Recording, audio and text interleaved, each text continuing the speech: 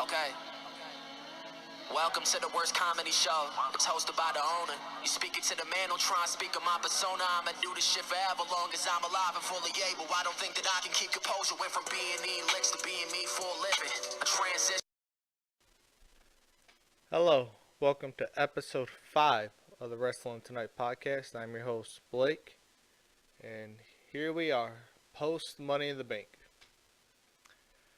A lot of questions are going to be asked about this show, and I think we need to start right off with the main event. Brock Lesnar is your Mr. Money in the Bank. I know a lot of people are very upset about this, but to me personally, I think this is a good choice. McIntyre is going to be a future champion. Balor is going to be a 2-time champion. Orton is, a 13-time champion? Almas, Ricochet, Ali, they're all due champion matches. Baron Corbin, you guys don't want him there, but he's going to be champion at some point. All these guys are going to be champions. So for someone like Brock Lesnar, who the ratings have been killing, comes in, was kind of their saving grace, which we like it or not, but he's going to be the guy to save it.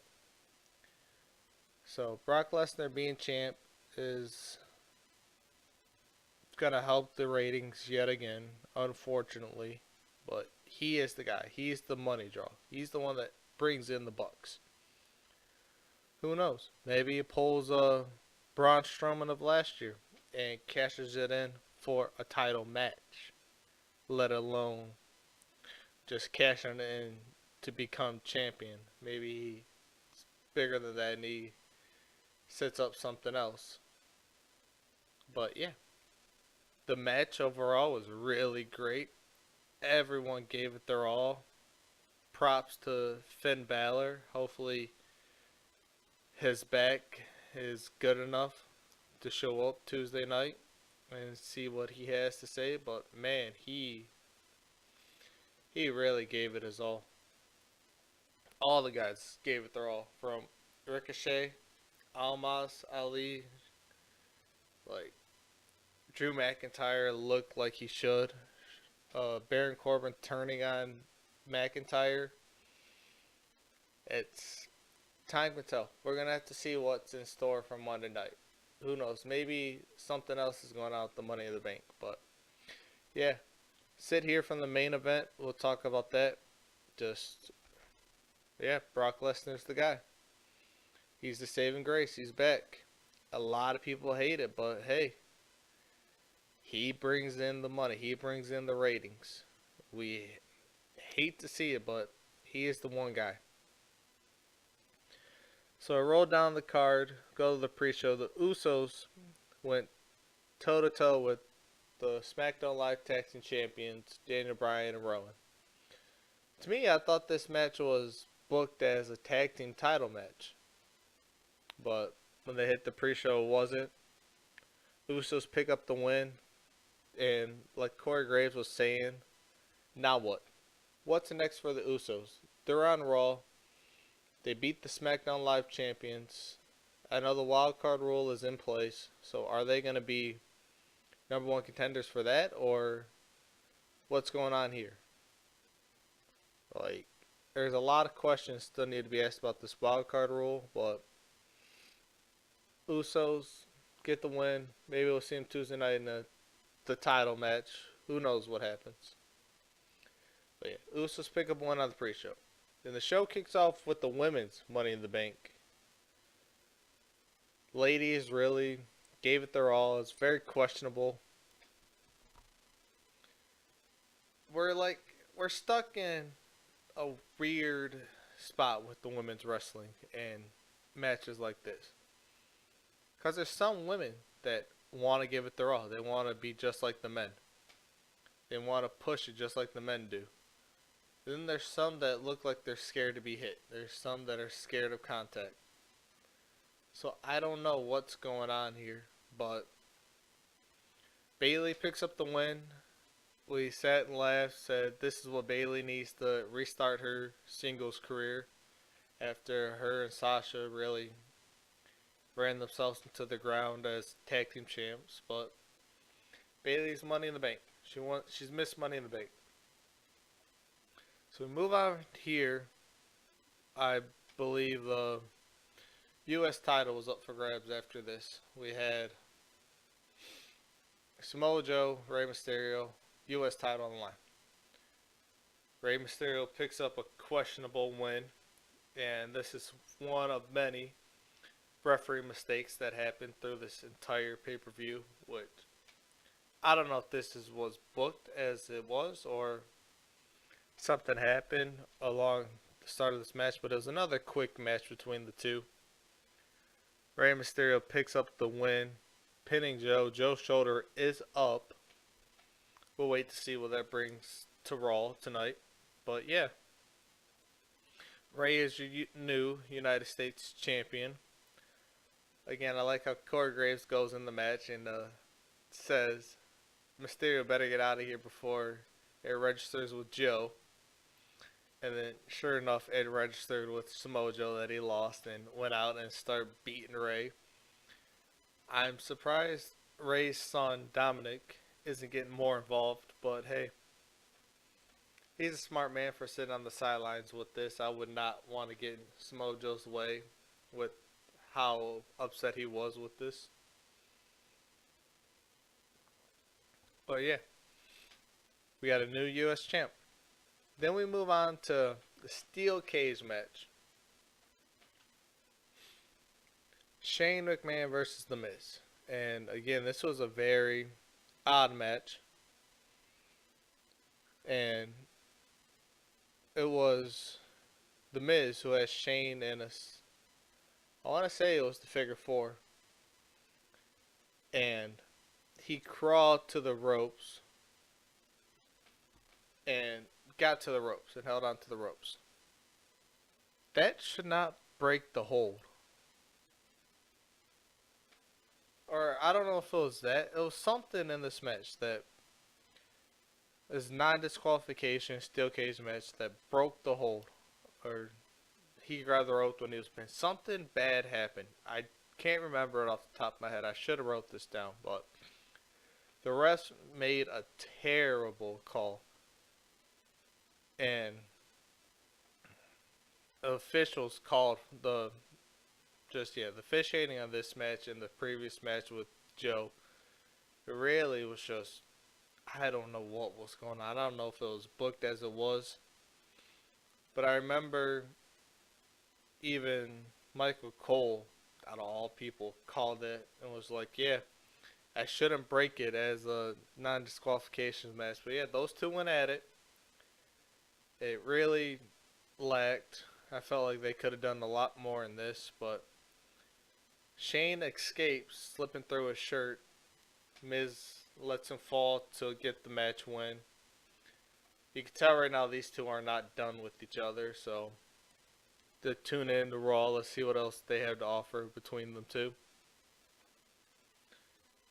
Then, in the middle of that, we had the bathroom break match, which was the Cruiserweights, which I really wish the crowd could just give these guys a chance. I'm sick and tired of this. Like, I know a lot of people have, the fans get a lot of say in this. The fans pay their money. They could do what they want.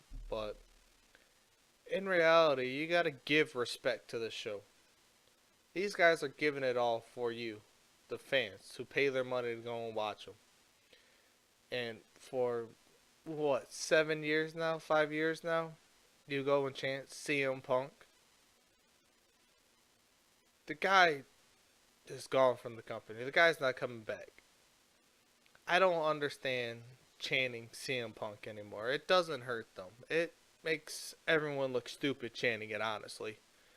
It's a big pet peeve of mine to watch people chant CM Punk, CM Punk.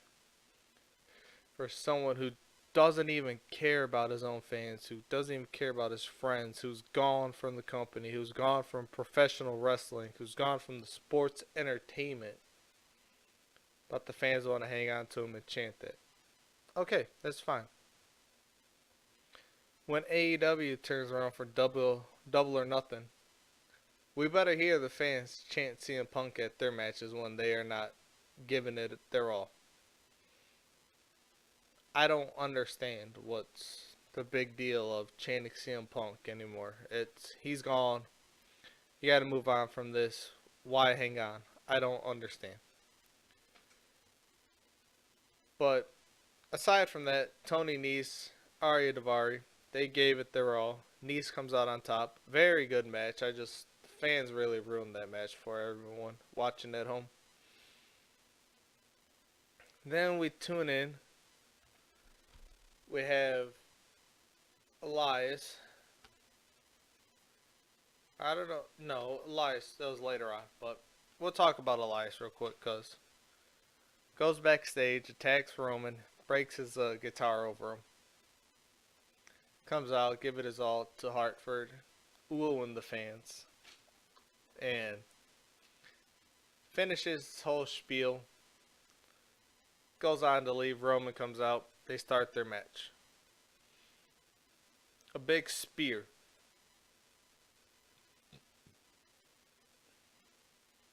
Yeah, spear is the one that ends this match real quick. 30 seconds, if that. Real good.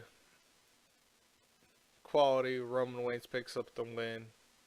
Elias does his spiel. Works the crowd, and we move on. That's how it is.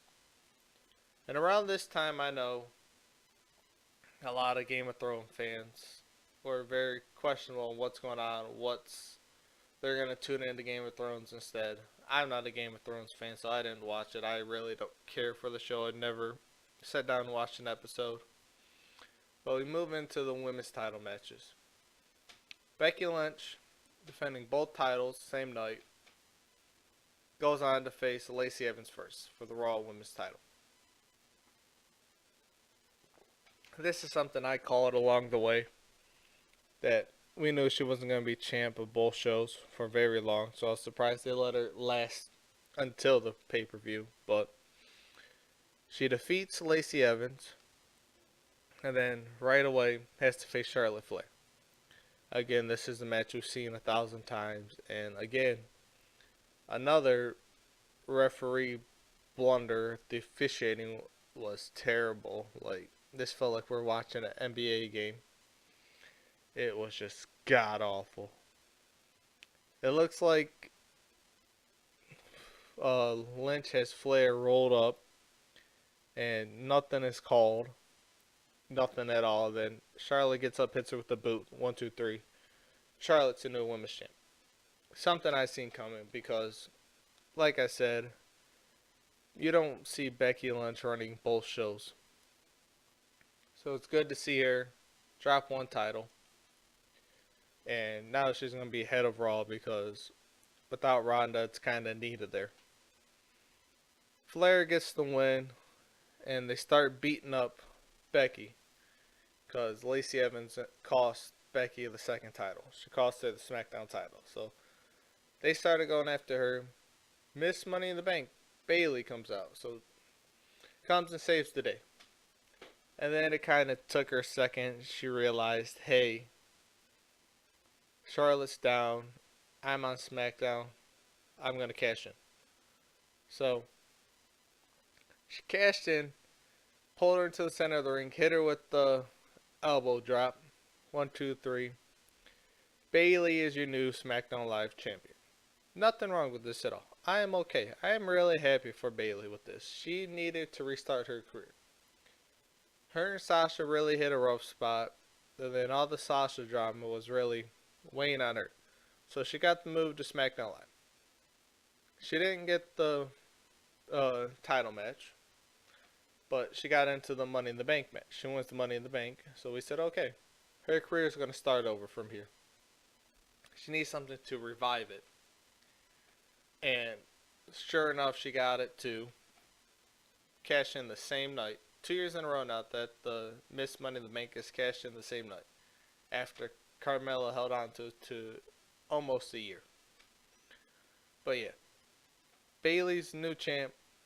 It's gonna be nice to see. Maybe we'll get a triple threat match on SmackDown Live or in the near future with Lynch, Flair, and Bayley. Maybe Lynch just moves on from the women's title,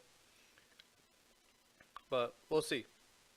So then after that, we hit Seth Rollins, AJ Styles. Damn good match of the night. And I know a lot of people, they get bored. I don't understand why. If the wrestling community watches New Japan and all this stuff that have slow build matches that are 40 to 50 minutes long, I don't understand why they lose pace to a 20 to 30 minute match. That slow build. But these two gave their all. I really thought AJ was going to pull that out at the end when he reversed the curb stomp into a Styles Clash. And then Seth ends up picking up the win with hitting his Styles Clash, or hitting his curb stomp. 1, 2, 3. Rollins remains champ. Him and AJ shake hands at the end. We'll see what happens. Maybe AJ gets a second chance at the title. Maybe Brock Lesnar shows up and says, hey, I got this now. I'm going to wreak havoc and take your title back, because Brock Lesnar's that type of guy. But who knows what is going to happen with all that on Raw. Before we get into the Kofi and Kevin Owens match, we had them advertising Mick Foley showing up to Raw tonight. He has a new title he's going to show off. I personally don't even know what the new title could be. Maybe it's the hardcore title. Maybe it's a title that you could defend on both brands. I don't know what it's going to be. It's going to be interesting to see what it is. But yeah. After that, we had Kofi Kingston, Kevin Owens, a real good match. I love watching Kevin Owens in the ring just because he's trash talks, which not many wrestlers has ever done before. And he really worked the crowd in this. I missed what he did to the crowd towards the end of it. That got him real upset. He started screaming at him, but rips Kofi's shoes off.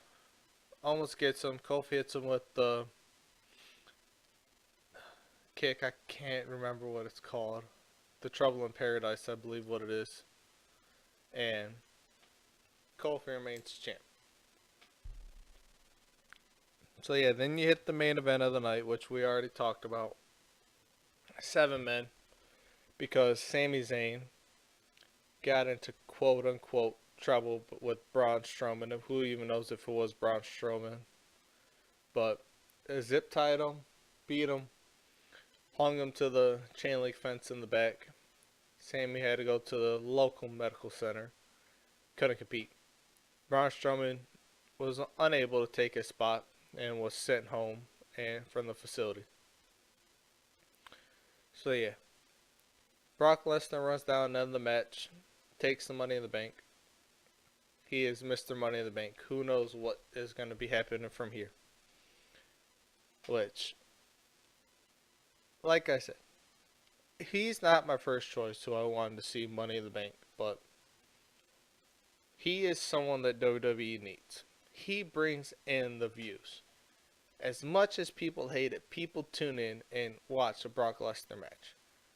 They might sit there and talk down on Brock Lesnar and how boring he is, but he's the man. It's hard to beat Brock Lesnar. His name he's created for himself from MMA, UFC, and WWE. I know he's officially retired from the UFC.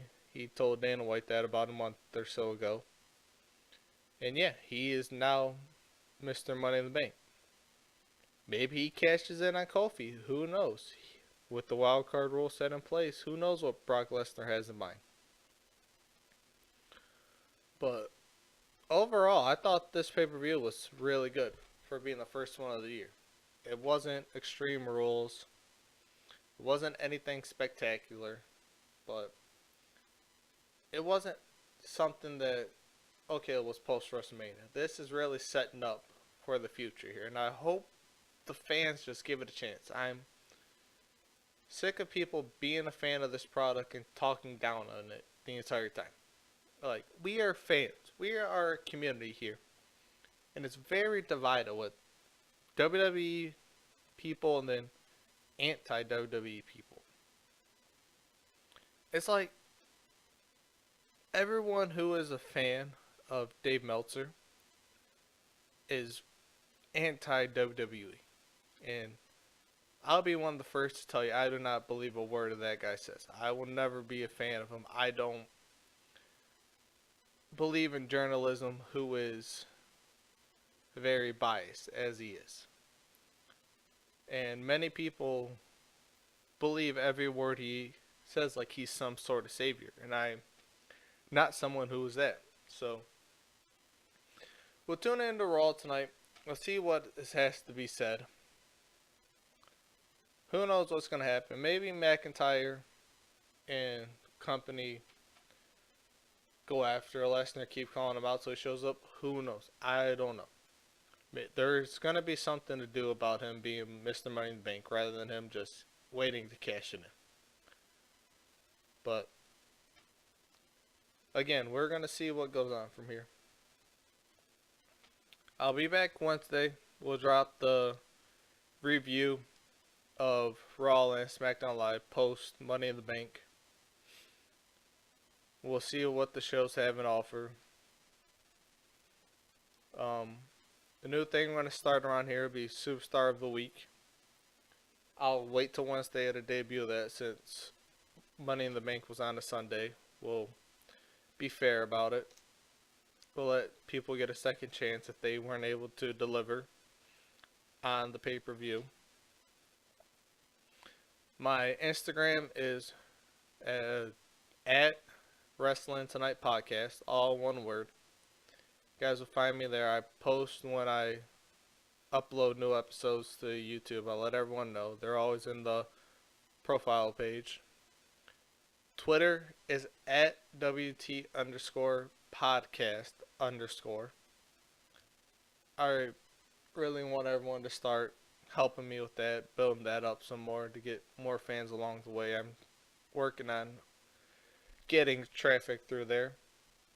YouTube, you guys know that. You guys listen to me here at Wrestling Tonight. If you guys are fans of this, please subscribe, like the video. Help me get some more views along the way. Tell your friends, families, whoever you think is quality enough to hear this stuff. I'll appreciate that a lot. If you're really fans and are subscribing, hit the bell so you get notifications when I upload.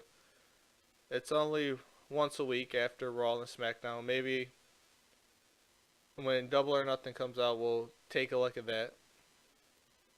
WWE Super Showdown, we'll discuss that Wednesday because I have a lot going on with that. But yeah, this was post Money in the Bank. My name's Blake. Episode 5 is Wraps. Thank you. If you don't know me, you can't stand around me.